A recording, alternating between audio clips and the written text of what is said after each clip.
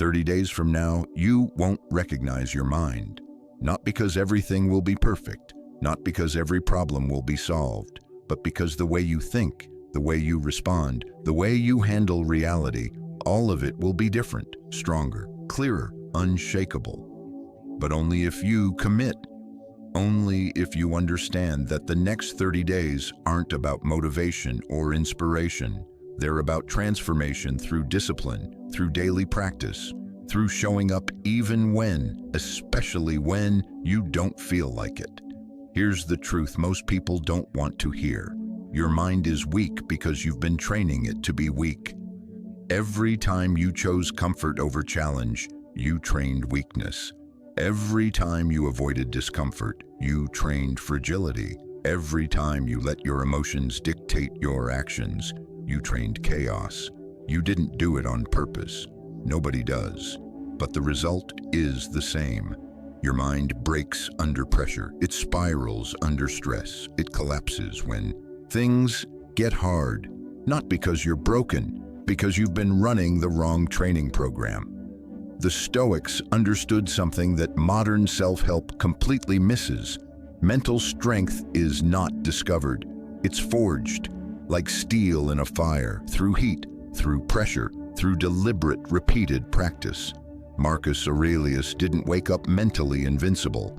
He built that strength daily, through journaling, through discipline, through practices he repeated for decades. Epictetus wasn't born unshakable. He was enslaved, beaten, broken physically, but he forged a mind so strong that slavery couldn't touch his inner freedom. Seneca faced exile, loss, political betrayal, and eventually execution. And through all of it, he maintained peace, not because life was easy, because his mind was trained. Today, you're starting a 30-day mental reset. 10 daily practices, not suggestions, not options. Practices. You do them every day for 30 days, no exceptions, no negotiations, and at the end, you'll have something most people never build, an iron mind. These aren't hacks, these aren't shortcuts. This is the training program the Stoics used for 2,000 years, and it works when you work it. Watch until the end. The practice you skip might be the one that transforms everything. Let's forge your iron mind. Practice 1. Morning command. 5 minutes of mental preparation. The Stoics believed the morning determined the day, not what happened to you in the morning, what you did in the morning, how you prepared your mind before the chaos started. Marcus Aurelius wrote, "When you arise in the morning, think of what a privilege it is to be alive, to breathe, to think, to enjoy, to love." But he also wrote, "At dawn, when you have trouble getting out of bed, tell yourself, I have to go to work as a human being." Both truths. Life is a privilege. Life is also work, and you prepare for the work by commanding your mind before it commands you. Here's the practice. The moment you wake up, before checking your phone, before scrolling, before anything else, you sit up and you speak 5 commands to yourself. Out loud, if possible. In your head, if you must. But you command your mind. Command 1. I control my thoughts and actions today. Nothing else. This is the dichotomy of control. You're reminding yourself what's yours and what isn't. Command 2. Obstacles will appear. I will use them. This is amor fati. Preemptive acceptance that difficulty is coming and you're ready. Command 3. I will act with virtue regardless of outcome. This is principle over result. You're committing to integrity before you know what the day holds. Command 4. My feelings do not dictate my actions. This is discipline over emotion, the foundational Stoic practice. Command 5. I am building an iron mind. Today is one more day of forging. This is identity. You're not trying to have a good day. You're forging strength. 5 minutes, 5 commands. Every morning, no exceptions. This practice sets the frame. It reminds you who's in charge, and it programs your mind for discipline before the day tests you. Most people wake up and immediately react to their phone, their messages, their anxiety. You're different. You wake up and command your mind first. That difference compounds over 30 days. Practice 2, the pre-commitment. Decide your non-negotiables. Discipline fails when you negotiate with yourself in the moment. When you wake up and debate whether to work out. When you sit down and wonder whether to start the hard task. When you feel the urge and decide whether to resist it. Every negotiation drains willpower. Every decision creates friction, and friction is where discipline dies. The Stoics solved this through pre-commitment.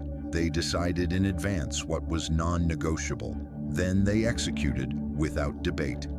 Epictetus taught, first say to yourself what you would be, and then do what you have to do. Decide who you are, then act accordingly. No negotiation. Here's the practice. Every morning after your 5 commands, you write down 3 non-negotiables for the day, not goals, non-negotiables, things you will do regardless of how you feel. Example, I will train for 20 minutes, Kaya. Not, I'll try to work out. Not, if I have time. I will train, period. I will write for 30 minutes. No negotiation, no conditions, non-negotiable. I will eat 1 meal without screens. Decided, done. 3 non-negotiables, you write them down. And throughout the day, when resistance appears, and it will, you don't debate. You refer to the commitment. It's not up for discussion. You pre-decided. Now you execute. Marcus Aurelius ran an empire with this practice. He didn't wake up each day deciding whether to govern with justice. He'd already decided justice was non-negotiable. So when decisions appeared, he didn't negotiate. He executed from principle. Your non-negotiables are your principles in action. They're who you decided to be, executed daily. Over 30 days, you're training your mind that commitments are binding, that your word to yourself matters more than your feelings. This practice kills the negotiation habit, and without negotiation, discipline becomes automatic. Practice 3, voluntary discomfort. Choose one hard thing, Citadel. Your mind is weak because it's comfortable. You've optimized your life for ease, for convenience, for avoiding anything unpleasant. And every layer of comfort you add is a layer of resilience you lose. The Stoics practiced voluntary discomfort deliberately, not because they enjoyed suffering, because they knew comfort breeds weakness, and weakness cannot handle reality when reality gets hard. Seneca would sleep on the floor periodically. He'd fast. He'd wear rough clothing. He'd simulate poverty, not as punishment, as training. He wrote, "Set aside a certain number of days, during which you shall be content with the scantiest and cheapest fare. Do this to test yourself, to see whether you are capable of endurance." He was asking, when comfort is removed, can I still function? When life gets hard, will I collapse? The only way to know is to practice hardness while life is still easy. Here's the practice. Every single day, you choose one uncomfortable thing and you do it. Not extreme, not dangerous, just uncomfortable.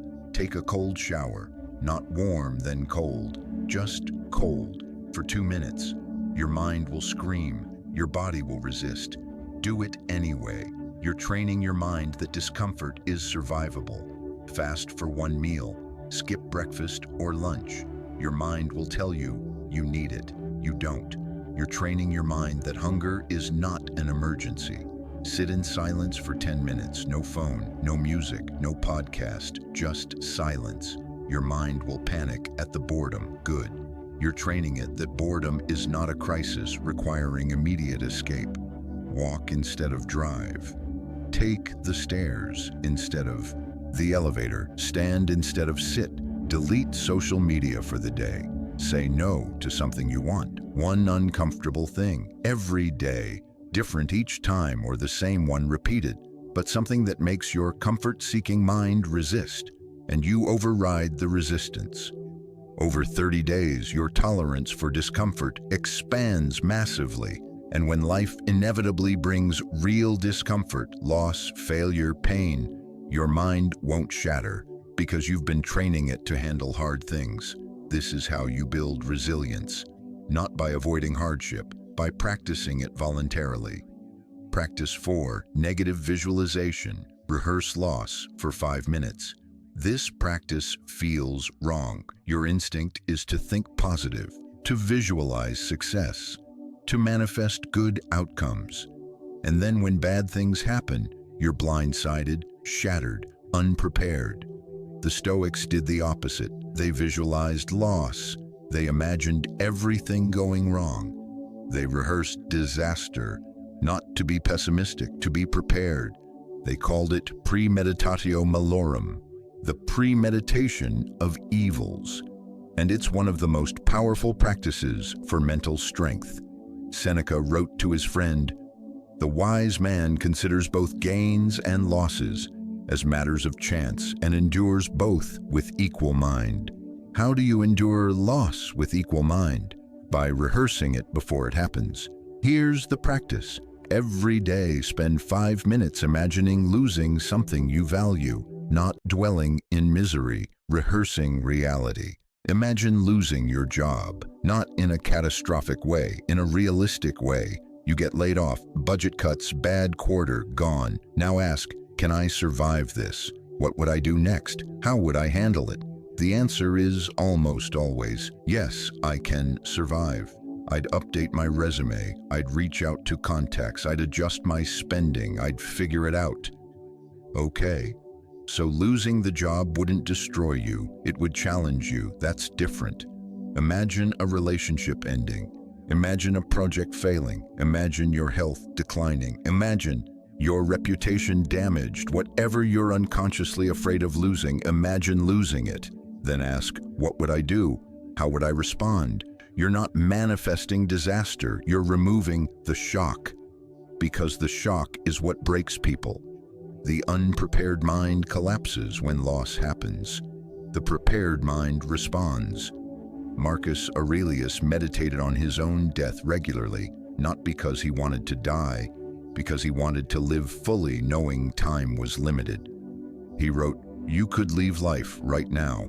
Let that determine what you do and say and think." When you rehearse loss, you appreciate what you have while you have it. And when loss comes, and it will, you're not destroyed. You're prepared. Your mind doesn't shatter, it activates. Over 30 days, this practice builds acceptance, real acceptance, not passive resignation, active readiness. And readiness is power. Practice 5. Evening reflection, the 3 questions. You can't improve what you don't measure. You can't fix what you don't acknowledge. And most people go through their entire lives never examining their own behavior, never asking, did I act with virtue today? Where did I fail? How will I improve? The Stoics practice daily reflection religiously, not to punish themselves, to build awareness, to close the gap between who they wanted to be and who they actually were. Seneca wrote, "When the light has been removed and my wife has fallen silent, aware of this habit that's now mine, I examine my entire day and go back over what I've done and said, hiding nothing from myself, passing nothing by." Here's the practice. Every night before sleep, you answer 3 questions in writing, not typing, writing, with a pen, on paper. The physical act matters. Question 1. What did I do well today? Not what went well. What did you do that aligned with your principles? Where did you show discipline? Where did you act with integrity? Write it. Acknowledge it. This builds positive reinforcement. Question 2. Where did I fail today? Not what went wrong. Where did you fail to act according to your values? Where did you let emotion dictate action? Where did you avoid discomfort? Where did you negotiate with yourself and lose? Write it honestly. No excuses, no justification, just truth. Question 3. How will I improve tomorrow? Specific action, not "I'll try harder," not "I'll be better." Specific. Tomorrow when X happens, I will do Y instead of Z. Concrete, actionable. Marcus Aurelius kept this practice for his entire life. His private journal, Meditations, is basically years of evening reflections, and it made him one of the most self-aware leaders in history. This practice creates a feedback loop. You act, you reflect, you adjust, you act better, you reflect again. Over 30 days, the gap between who you want to be and who you are shrinks dramatically. You're not trying to be perfect, you're trying to be aware, and awareness is the foundation of all improvement. Practice. 6. Memento Mori. Remember you will die. You think you have time to start, time to improve, time to become who you want to be. Eventually, someday, when things calm down, when you're ready, you don't have time. You have today. Maybe tomorrow, maybe a year, maybe 50 years. You don't know, and neither did the Stoics. So they reminded themselves daily, death is coming, time is finite, act accordingly. They called it Memento Mori. Remember you will die, not to be morbid, to be urgent. Marcus Aurelius wrote, "You could leave life right now. Let that determine what you do and say and think." He wasn't being dark, he was being honest.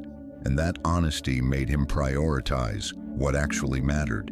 Here's the practice. Once per day, at a random moment, you pause and say to yourself, I will die. Maybe today, maybe in 50 years, but I will die. Is what I'm doing right now how I want to spend my limited time?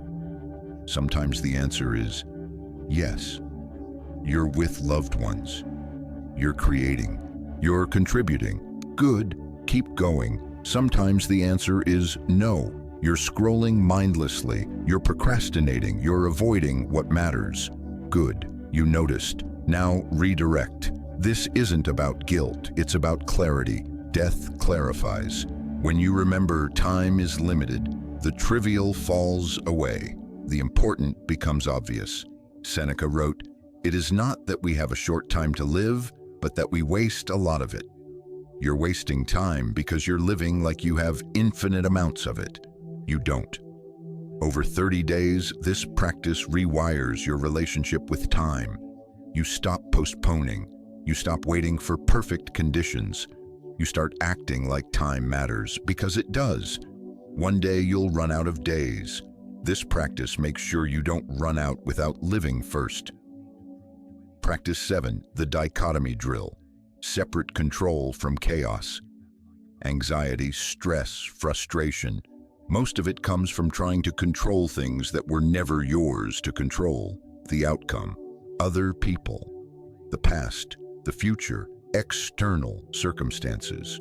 You pour energy into the uncontrollable, and it drains you, exhausts you, breaks you, while the things you actually control, your effort, your response, your character, get neglected. The Stoics had a simple drill for this.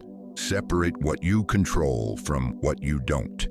Then focus everything on the controllable. Epictetus taught, make the best use of what is in your power and take the rest as it happens. Not as you wish it would happen, as it happens. Here's the practice. Twice per day, morning and midday, you write down whatever you're stressed about. Then you ask, do I control this? Do I control whether I get the promotion? No.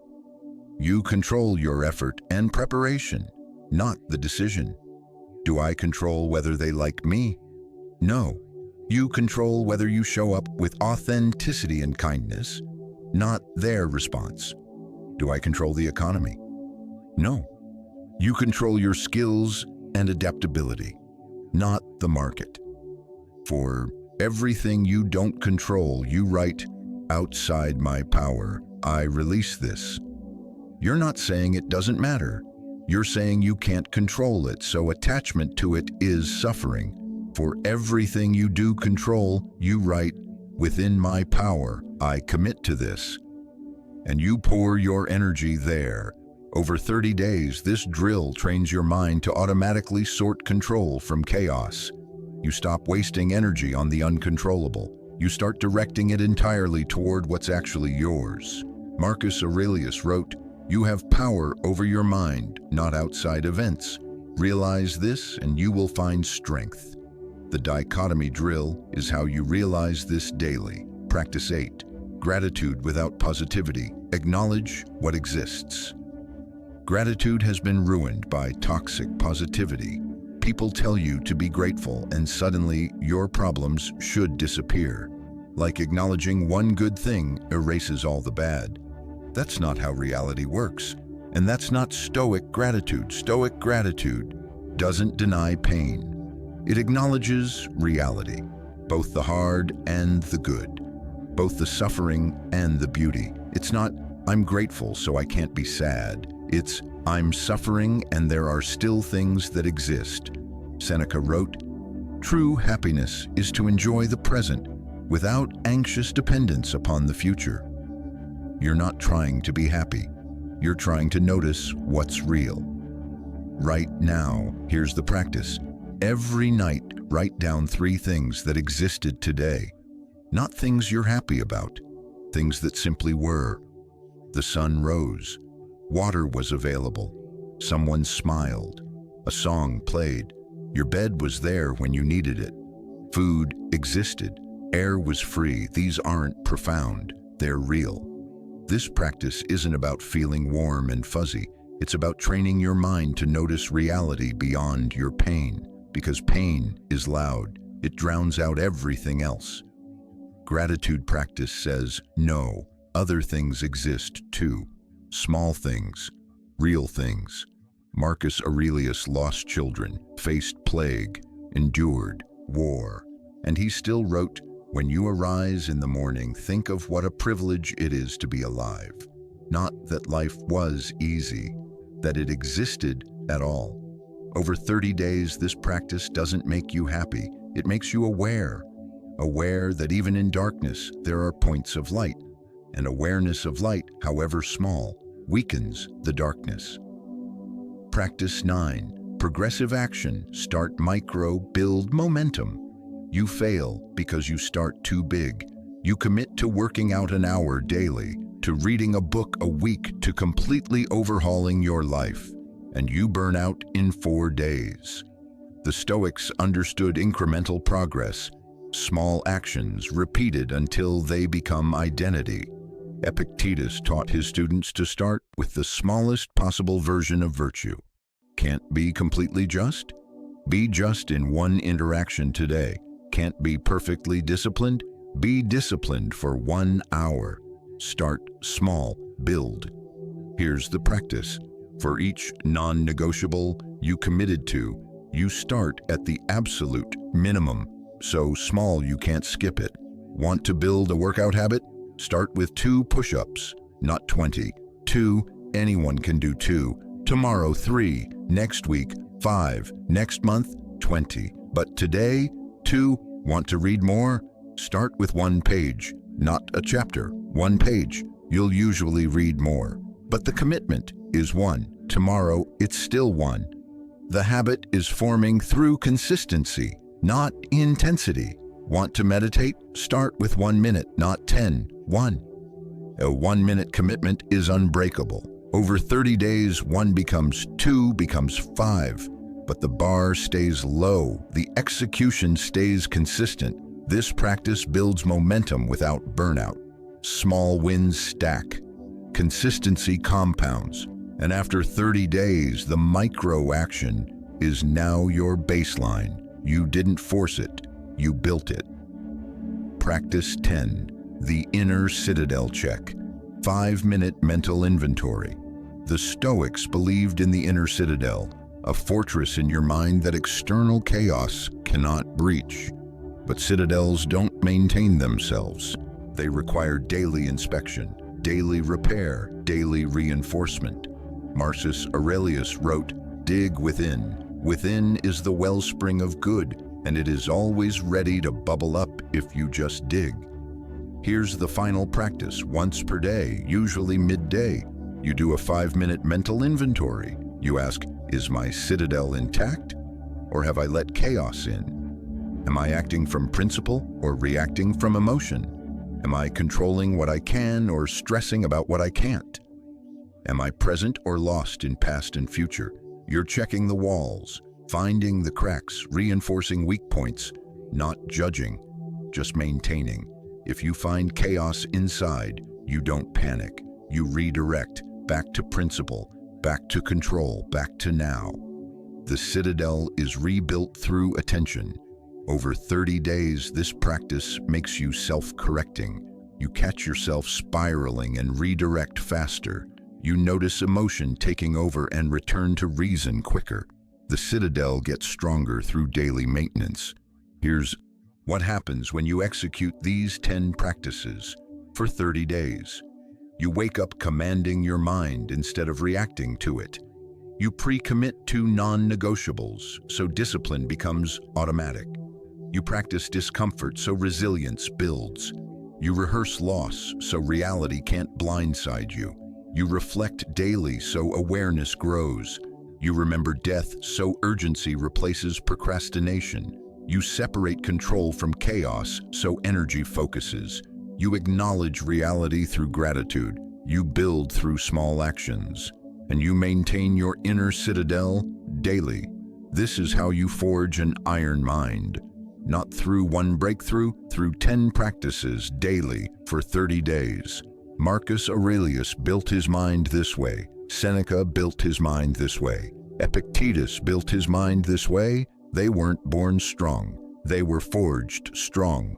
30 days from now, you'll be different. Not perfect, but forged, tempered, stronger. The practices are simple. The execution is hard. But hard is the point, because soft minds break, and you're done breaking. Start tomorrow. Execute for 30 days. Build your iron mind. Drop in the comments, day 1 of 30. I am forging my iron mind. Subscribe for the complete Stoic arsenal to build unbreakable mental strength. Make it count.